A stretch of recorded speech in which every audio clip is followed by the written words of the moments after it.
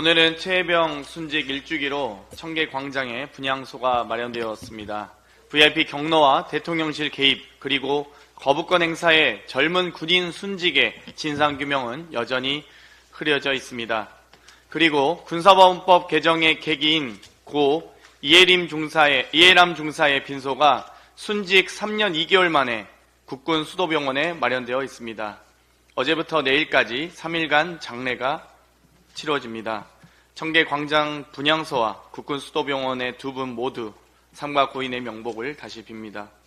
오늘과 다음 주 금요일 140만 국민청원회 윤석열 대통령 탄핵 청원 청문회가 열립니다.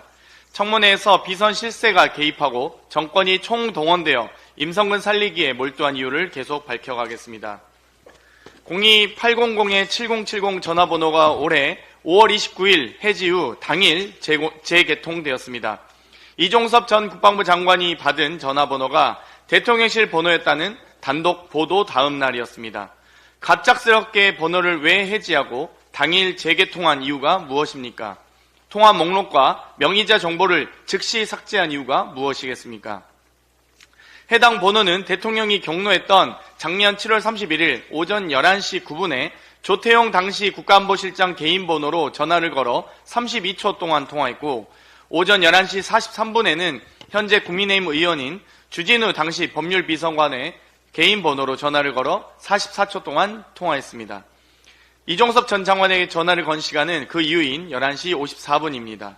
이보다 앞서 10시 21분, 30분, 49분 세 차례나 원희룡 국토부 장관 비서관과 통화하고 6분 후 대통령의 아파트 부실조사 전수조사 지시가 발표됩니다. 국가안보실장, 법률비서관, 국방부 장관의 국토부 장관 비서관까지 02-800-7070으로 누가 전화했겠습니까? 무엇을 지시했겠습니까? 모든 증거는 오직 윤석열 대통령 한 사람만을 가리키고 있습니다. 오히려 김건희 여사나 김용현 경호처장이 대신했다고 하기엔 불법적 커버가 오히려 불가능해졌습니다. 이종섭 증인 등은 아직도 정신 못 차리고 거짓 증언하실 겁니까? 도이치모터스 주가 조작 공범 이종호 씨의 임성근 구명로비 자백과 VIP 김건희 여사와의 관계, 대통령의 뜬금 경로로 시작된 수사 외압과 수사자료 탈취를 위한 집단 항명 수계 억지 혐의 등 하나같이 탄핵 청원 근거에 해당합니다. 오늘 많은 국민들께서 지켜보고 계십니다. 수사 외압 증인들은 민심의 엄중함을 받아들여 오로지 사실 그대로 밝히시길 바랍니다. 희대의 검사 방탄, 전관 변호사 등장이 예고되고 있습니다. 이원석 검찰총장은 지난주 여러 검찰 간부들과 만난 자리에서 검사들에 대한 탄핵 심판에 돌입하게 되면 내가 직접 이들을 변론하고 싶다라고 말했다고 합니다. 이원석 총장에게 공익활동이란 고작 탄핵 대상 검사들에 대한 무료 변론인가 봅니다. 국민의 인식과 괴리된 그들만의 공익세계에 정치 검사들의 정신세계마저 의심받기 충분합니다. 특히 윤석열 대통령이 김건희 여사 수사 지휘 라인을 죄다 물갈이할 때는 잠잠하더니 검사 탄핵 앞에서는 정의의 사도라도 되는 양 검찰 큰형님을 자처하는 이원석 총장의 모습이 참 볼썽사납습니다.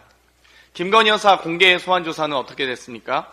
제3의 장소, 비공개 특혜 소환이 그토록 강조해왔던 원칙과 기준입니까?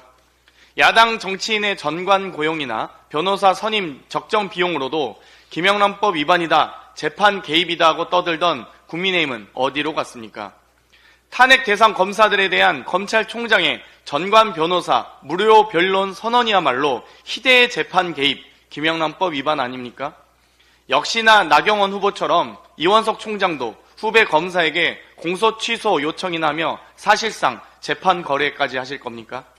사법을 정쟁으로 몰아넣는 것은 정치가 아니라 정치 검사들의 내로남불 태도입니다.